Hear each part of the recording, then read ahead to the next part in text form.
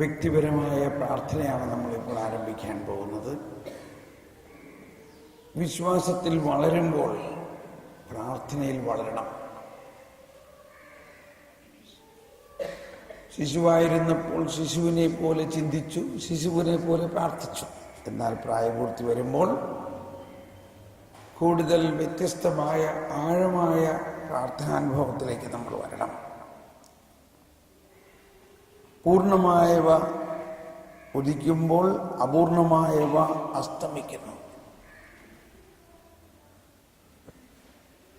നമ്മൾ ഇന്നലെ ആരംഭത്തിൽ തന്നെ ചിന്തിച്ചത് ഇപ്പൊ കൊടുക്കണ്ട,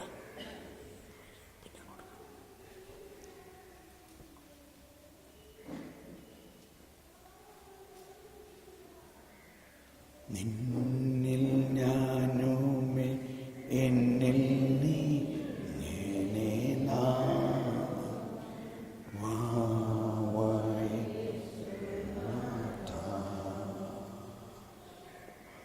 നമ്മളിൽ യേശു നമ്മോടൊപ്പം, അല്ലെങ്കിൽ നമ്മളും ദൈവവുമായിട്ടുള്ള ബന്ധം ആണ് ഒരു വ്യക്തിപരമായ ബന്ധമാണ്. ആ വ്യക്തിപരമായ ബന്ധം നമ്മുടെ ഉള്ളിൻ്റെ ഉള്ളിൽ, നമ്മുടെ ആത്മാവിൽ ദൈവാത്മാവ് ലയിച്ചിരിക്കുന്നു എന്നതാണ്. 1 യോഹന്നാൻ 4:13 നമ്മൾ കേട്ടു.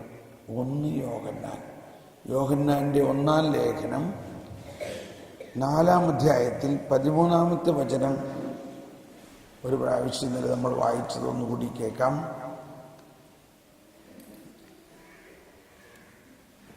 യോഹന്നാന്റെ 1-ാം ലേഖനം 4-ാം അധ്യായം 13-ാമത്തെ വചനം.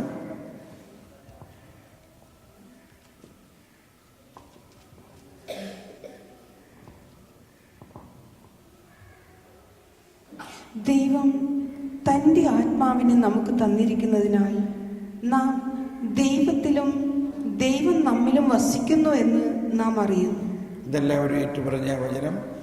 ദൈവം തൻ്റെ ആത്മാവിനെ നമുക്ക് തന്നിരിക്കുന്നതിനാൽ നാം ദൈവത്തിലും ദൈവം നമ്മിലും വസിക്കുന്നു എന്ന് നാം അറിയുന്നു. ഇത് വലിയൊരു രഹസ്യമാണ്. ദൈവം നമ്മിലും നാം ദൈവത്തിലും വസിക്കുന്നു.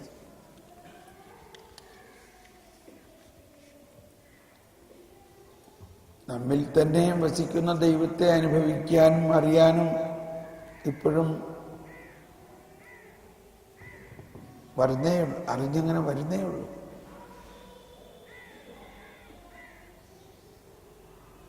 ഈശോ പഠിപ്പിച്ച പ്രാർത്ഥന എന്ന് പറയുമ്പോൾ നമ്മൾ എപ്പോഴും സ്വർഗസ്ഥനായ പിതാവേ എന്നുള്ള പ്രാർത്ഥനയാണ് ചിന്തിക്കാറ്. എന്നാൽ ഈശോ അത് പഠിപ്പിച്ചു. എന്നാൽ അതിന് മുൻപ് ഈശോ പഠിപ്പിച്ചു എങ്ങനെ പ്രാർത്ഥിക്കണം, എവിടെ പ്രാർത്ഥിക്കണം, എന്ത് പ്രാർത്ഥിക്കണം, ആരോട് പ്രാർത്ഥിക്കണം, എപ്പോൾ പ്രാർത്ഥിക്കണം. ഇങ്ങനെ 5 കാര്യങ്ങൾ. അത് ഈശോ മത്തായിയുടെ സുവിശേഷം 6-ാം അധ്യായത്തിൽ 6-ാമത്തെ വചനത്തിലൂടെയാണ് പറഞ്ഞത്. നമുക്കൊന്ന് വായിക്കാം. മത്തായിയുടെ സുവിശേഷം 6-ാം അധ്യായം 6-ാമത്തെ വചനം എന്താ പറയുന്നത്? എന്നാൽ നീ പ്രാർത്ഥിക്കുമ്പോൾ നിന്റെ മുറിയിൽ കടന്ന് കതകടച്ച് രഹസ്യമായി നിന്റെ പിതാവിനോട് പ്രാർത്ഥിക്കുക. രഹസ്യങ്ങൾ അറിയുന്ന പിതാവ് നിനക്ക് പ്രതിഫലം നൽകും. തുടർന്ന് വായിക്കാം. പ്രാർത്ഥിക്കുമ്പോൾ വിജാതീയരെ പോലെ നിങ്ങൾ അതിഭാഷണം ചെയ്യരുത്. അതിഭാഷണം വഴി തങ്ങളുടെ പ്രാർത്ഥന കേൾക്കുമെന്ന് അവർ കരുതുന്നു. നിങ്ങൾ അവരെ പോലെ ആകരുത്. നിങ്ങൾ ചോദിക്കുന്നതിന് മുമ്പ് തന്നെ നിങ്ങളുടെ ആവശ്യം നിങ്ങളുടെ പിതാവ് അറിയുന്നു.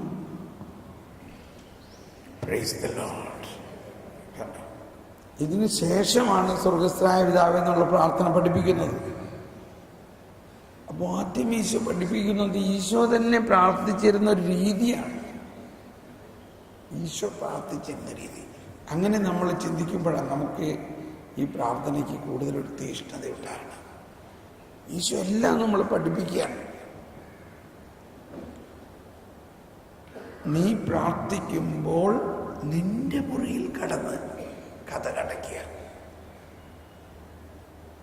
ഞാൻ കുഞ്ഞായിരുന്നപ്പോഴൊക്കെ ഈ വചനത്തിന് അർത്ഥം ഞാൻ വിചാരിച്ചത് എൻ്റെ വീട്ടിൽ ഒരു ചെറിയ മുറി ഉണ്ടായിരിക്കണം, അതെനിക്ക് പ്രാർത്ഥിക്കാൻ വേണ്ടി മാത്രമുള്ള പ്രാർത്ഥനാ മുറി. ചിലവരൊക്കെ ഇപ്പോഴും അങ്ങനെ തന്നെ വിചാരിച്ചിരിക്കണേ. പക്ഷെ പിന്നീട് എനിക്ക് മനസ്സിലായി അങ്ങനെയല്ല അതിൻ്റെ അർത്ഥം. അത് നമ്മുടെ ഹൃദയമാകുന്ന മുറിയിൽ കടന്ന് കതകടയ്ക്കുക എന്ന് പറഞ്ഞാൽ നമ്മുടെ കണ്ണ്, കാത്, നാക്ക്, മൂക്ക്, ത്വക്ക്, ഇന്ദ്രിയങ്ങളെല്ലാം അടയ്ക്കാം. നമ്മുടെ ഓർമ്മകളെ നമുക്ക് കൺട്രോൾ ചെയ്യാം. നമ്മുടെ ഭാവനകൾ, നമ്മുടെ ചിന്തകൾ ഇതെല്ലാം അടച്ച് നമ്മളുടെ ഉള്ളിൻ്റെ ഉള്ളിൽ വസിക്കുന്ന പിതാവിലേക്ക്, യേശുവിലേക്ക്, പരിശുദ്ധാത്മാവിലേക്ക് പൂർണ്ണമായി സ്നേഹത്തോടെ, അവിടെയാണ് പൂർണ്ണ ശക്തിയോടെ, പൂർണ്ണ മനസ്സോടെ, പൂർണ്ണ ആത്മാവോടെ, പൂർണ്ണ ഹൃദയത്തോടെ ഈശോയെ സ്നേഹിക്കുക എന്ന് പറയുന്നതിൻ്റെ അർത്ഥം. നമുക്ക് അങ്ങനെ പ്രാർത്ഥിച്ച് തുടങ്ങാം. കണ്ണടച്ച്. ഇപ്പോൾ ഇനി ആരും എഴുതരുത്, നിങ്ങൾ പുസ്തകമൊക്കെ അടച്ചു വയ്ക്കുക. ഇത് പ്രാർത്ഥിച്ചങ്ങ് അനുഭവമാകുമ്പോൾ ആ അനുഭവത്തിൽ നിന്ന് നിങ്ങൾക്ക് മനസ്സിലാവും എങ്ങനെയാണ്.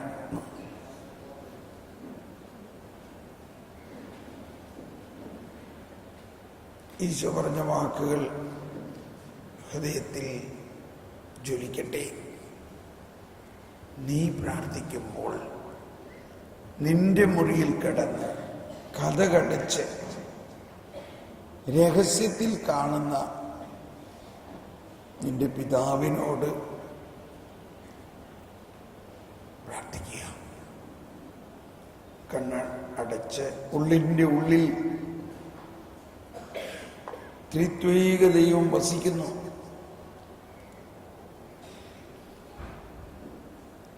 ആ ത്രിത്വത്തിലേക്കുള്ള കവാടം യേശുവാണ്.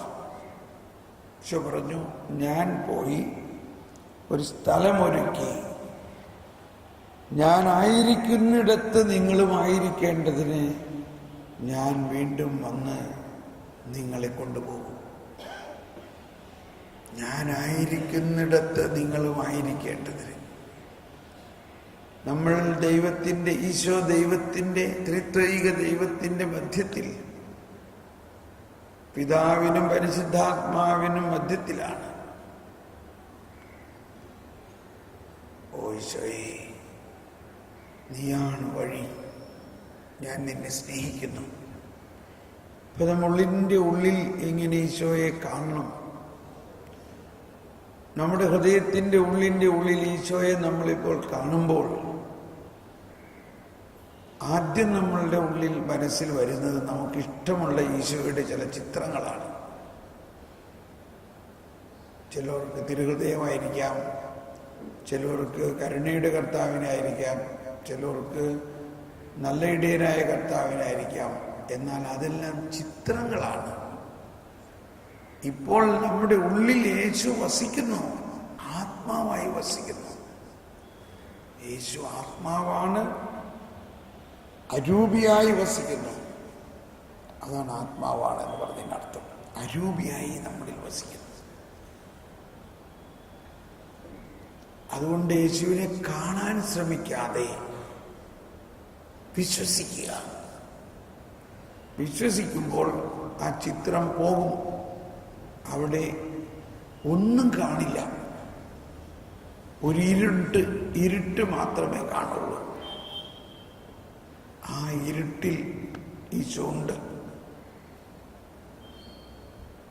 അതാണ് dark night of the soul, ആത്മാവിൻ്റെ ഇരുണ്ട രാത്രി എന്നെല്ലാം പറയാറുള്ളത് ഈ ആത്മാവിൻ്റെ ഉള്ളിൽ നമ്മൾ ദൈവത്തെ പൂർണ്ണമായി വിശ്വസിക്കുമ്പോഴാണ്.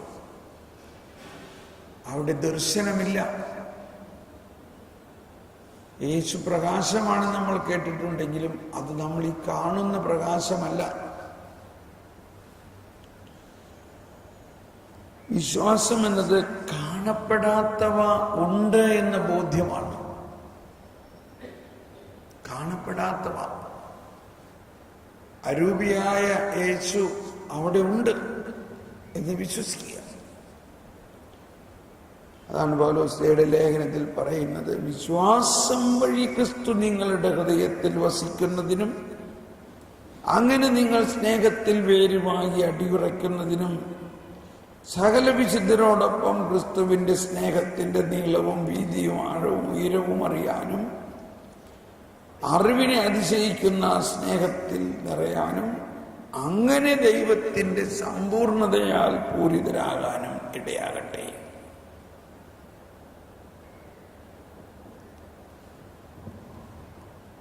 ഉള്ളിൻ്റെ ഉള്ളിൽ ഇരുട്ട്. ആ ഇരുട്ടിൽ ഈശോ ഉണ്ട്. അവിടെ ഈശോ അവിടെ ഉണ്ട്. ആ ഈശോയെ സ്നേഹിക്കുക. നിന്റെ മുറിയിൽ കടന്ന് കതകടച്ച് അവിടെ ഈശോ ഉണ്ട്. ഈശോയെ സ്നേഹിക്കുക.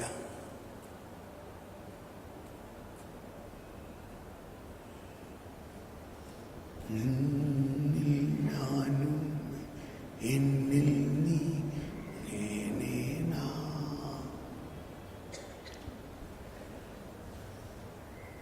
ആ സ്നേഹം. മറ്റൊന്നും നമ്മൾ ചോദിക്കണ്ട, മറ്റൊന്നും ആഗ്രഹിക്കണ്ട.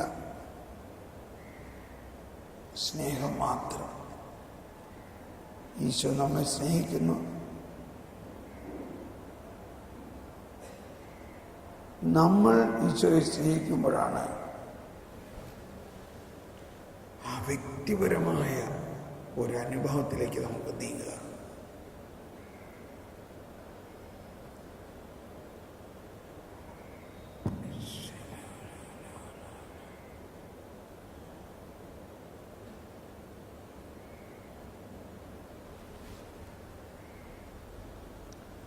ഒന്നും ആഗ്രഹിക്കരുത്. ഇപ്പോൾ സ്നേഹം മാത്രം.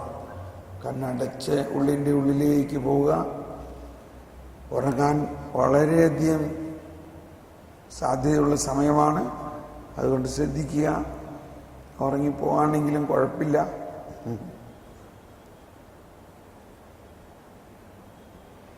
ഈശോ ഉള്ളിൻ്റെ ഉള്ളിലുണ്ട്.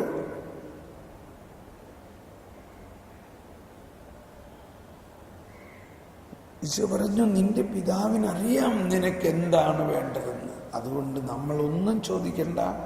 പിതാവേ, അങ്ങേക്കറിയാലോ എനിക്കെന്താ വേണ്ടതെന്ന് അങ്ങേക്കറിയാലോ. ഓ ഈശോയെ, അത് മതി ഞങ്ങൾക്ക്. അങ്ങെനിക്ക് വേണ്ടി ഒരുക്കിയിരിക്കുന്നത് കണ്ണ് കാണാത്തതും കാത് കേൾക്കാത്തതും മനുഷ്യ മനസ്സ് നിരൂപിക്കുക പോലും ചെയ്യാൻ സാധിക്കാത്തതാണ്. ഓ ഈശോയെ,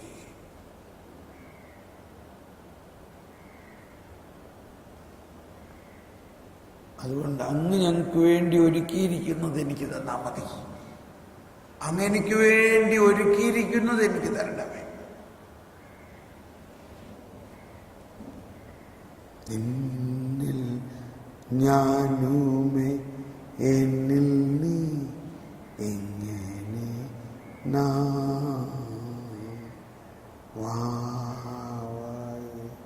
ശ്രീനാഥ.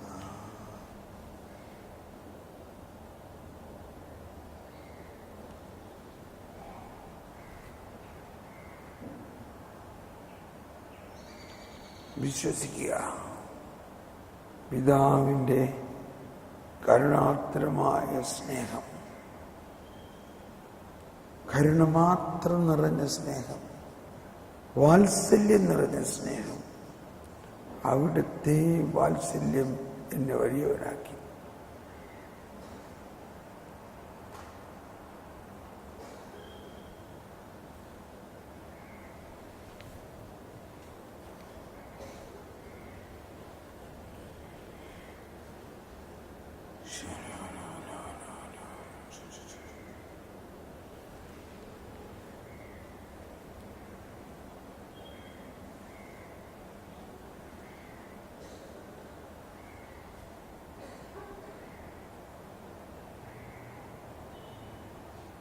ആ ഉള്ളിൻ്റെ ഉള്ളിൽ ദൈവമായിട്ടുള്ള ലയനമാണ്. എൻ്റെ ആത്മാവ് അങ്ങയോടൊട്ടി ചേർന്നിരിക്കുന്നു, അങ്ങയുടെ വലത് കൈ എന്നെ താങ്ങി നിർത്തുന്നു.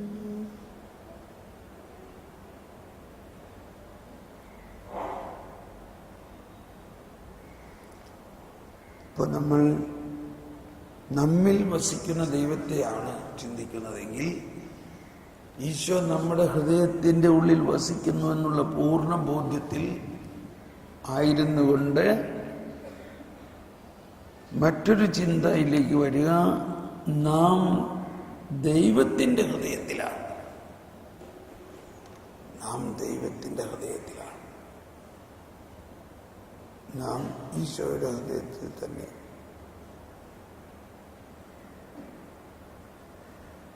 ഹൃദയത്തിൻ്റെ ഉള്ളിൻ്റെ ഉള്ളിൽ നമ്മളെ മറച്ചിരിക്കുന്നു, സംരക്ഷിച്ചിരിക്കുന്നു ദൈവം.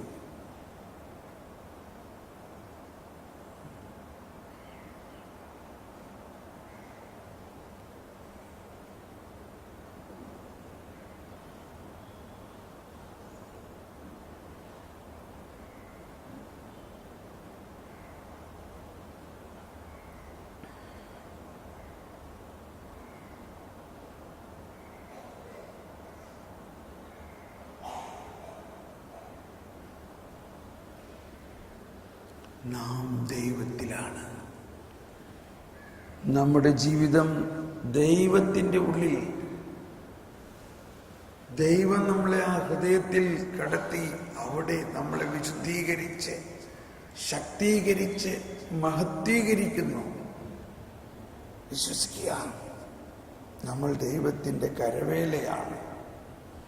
നമ്മൾ ദൈവത്തിൻ്റെ മക്കളാണ്. നമ്മൾ ദൈവത്തിൻ്റെ പ്രവാചകരാണ്. നമ്മൾ ദൈവത്തിൻ്റെ എല്ലാമാണ്.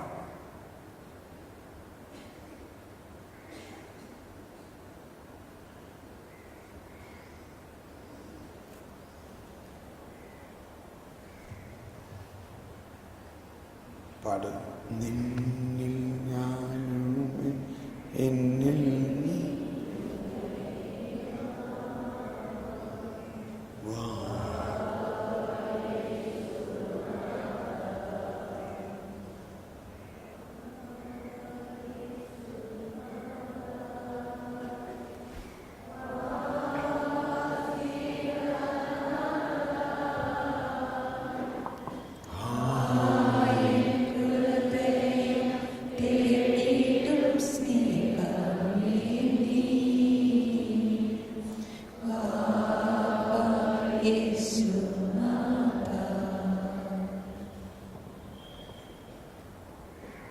ലയനമാണ്. നമ്മുടെ ആത്മാവ് ദൈവാത്മാവിൽ ലയിച്ചിരിക്കുന്നു. ദൈവാത്മാവ് നമ്മളിൽ ലയിക്കാൻ വേണ്ടി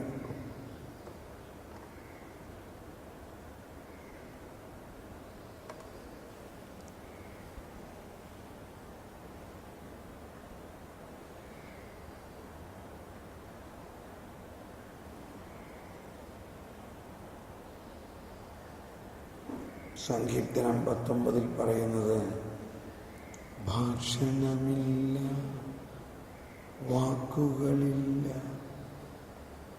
ശബ്ദം പോലും കേൾക്കാനില്ല.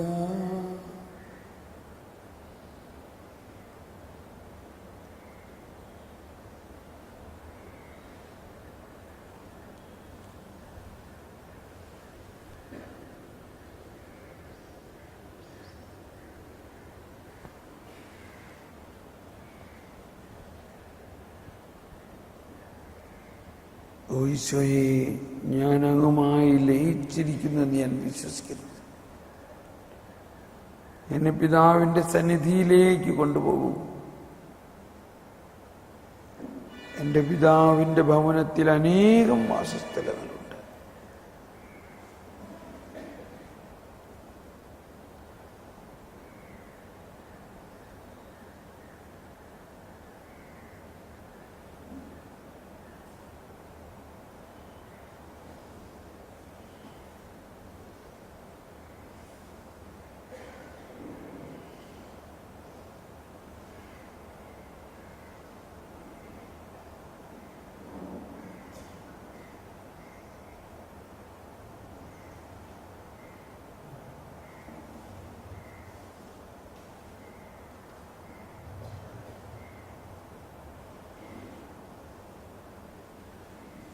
ഈശോ പറഞ്ഞു,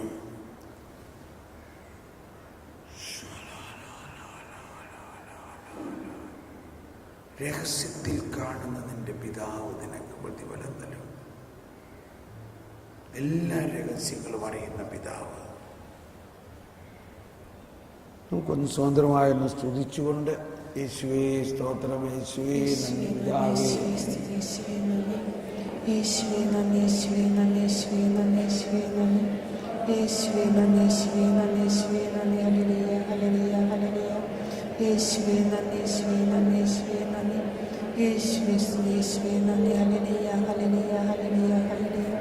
യേശുവേ നന്ദി, യേശുവേ നന്ദി, യേശുവേ നന്ദി, യേശുവേ നന്ദി, യേശുവേ നന്ദി, hallelujah hallelujah hallelujah hallelujah hallelujah hallelujah hallelujah hallelujah. യേശുവേ hallelujah hallelujah hallelujah hallelujah hallelujah hallelujah hallelujah hallelujah hallelujah. പരിശുദ്ധാത്മാവ് ത്രിത്വൈക ദൈവം നമ്മളിൽ ലയിക്കുകയാണ്. ത്രിത്വൈക ദൈവമായിട്ട് നമ്മൾ അങ്ങനെ ലയിക്കുകയാണ്. നാം ദൈവത്തിലും ദൈവം നമ്മളിലും, നാം ദൈവത്തിലും ദൈവം നമ്മളിലും.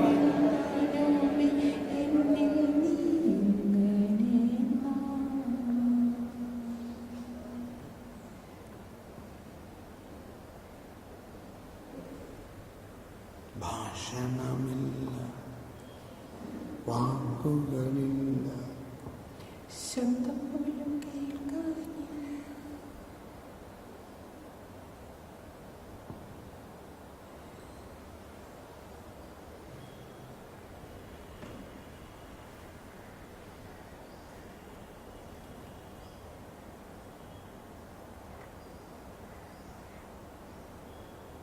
ഓ ദിവ്യജ്ഞാനമേ,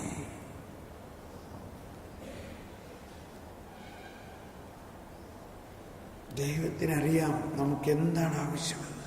യേശുവിനറിയാം, നമ്മുടെ പിതാവിനറിയാം, പരിശുദ്ധാത്മാവിനറിയാം. ഓ യേശുവേ, ഞാൻ എൻ്റെ ആഗ്രഹങ്ങളൊന്നും ചോദിക്കുന്നില്ല,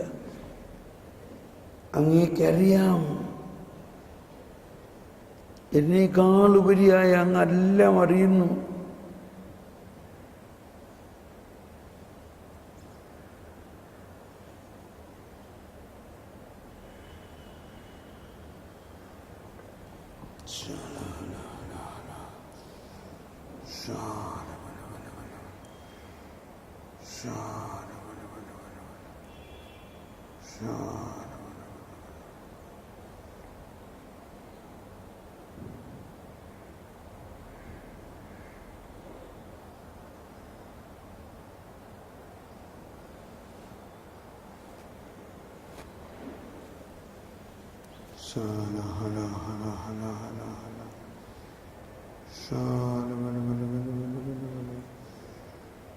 ജ്ഞാനത്തിന് വേണ്ടി പ്രാർത്ഥിക്കുക. ഇനി ജ്ഞാനം നിറയാൻ, ദൈവീക ജ്ഞാനം നിറയുന്നതിന് വേണ്ടി പ്രാർത്ഥിക്കാം.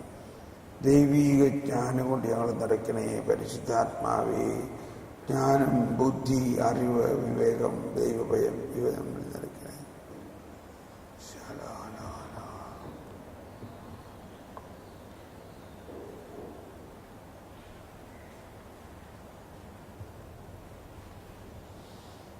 ജ്ഞാനം നിറയ്ക്കണേ, ജ്ഞാനം നിറയ്ക്കണേ, ജ്ഞാനം നിറയ്ക്കണേ പരിശുദ്ധാത്മാവേ. ജ്ഞാനം നൽകണേ, ജ്ഞാനം നൽകണേ.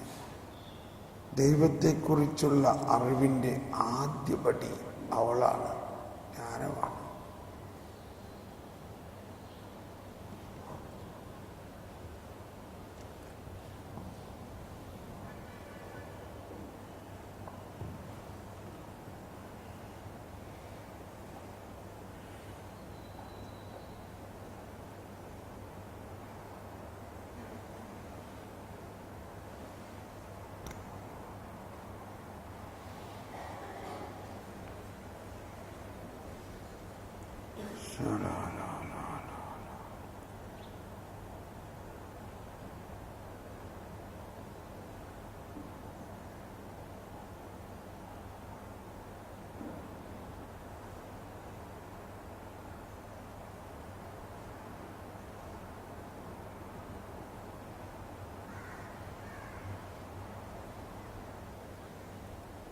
ഓ ഓ പരിശുദ്ധാത്മാവേ, ഞങ്ങളിൽ വസിക്കുന്ന പരിശുദ്ധാത്മാവേ, ഞങ്ങളെ ജ്വലിപ്പിക്കണമേ, ഞങ്ങളെ ജ്വലിപ്പിക്കണമേ, ഞങ്ങളെ ജ്വലിപ്പിക്കണമേ, ഞങ്ങളെ ജ്വലിപ്പിക്കണം. ജീവജലത്തിൻ്റെ പടി, ജീവജലത്തിൻ അരുവി.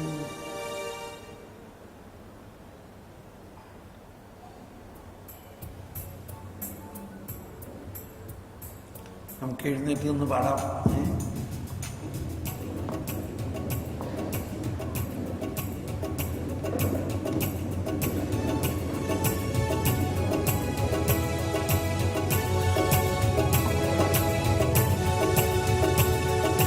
ജീവജലത്തിൻ അരുവിയാൽ നിറഞ്ഞു കവിഞ്ഞൊഴുകണമേ, ജീവജലത്തിൻ അരുവിയാൽ നിറഞ്ഞു കവിഞ്ഞൊഴുകണമേ. സ്നേഹാഗ്നിജ്വാലയ എന്നിൽ കത്തി പടരണമേ, സ്നേഹാഗ്നിജ്വാലയ എന്നിൽ കത്തി പടരണമേ. ജീവജലത്തിൻ അരുവിയായി നിറഞ്ഞു കവിഞ്ഞൊഴുകണമേ, ജീവജലത്തിൻ അരുവിയായി നിറഞ്ഞു കവിഞ്ഞൊഴുകണമേ. സ്നേഹാഗ്നിജ്വാലയായി എന്നിൽ കത്തി പടരണമേ, സ്നേഹാഗ്നിജ്വാലയായി എന്നിൽ കത്തി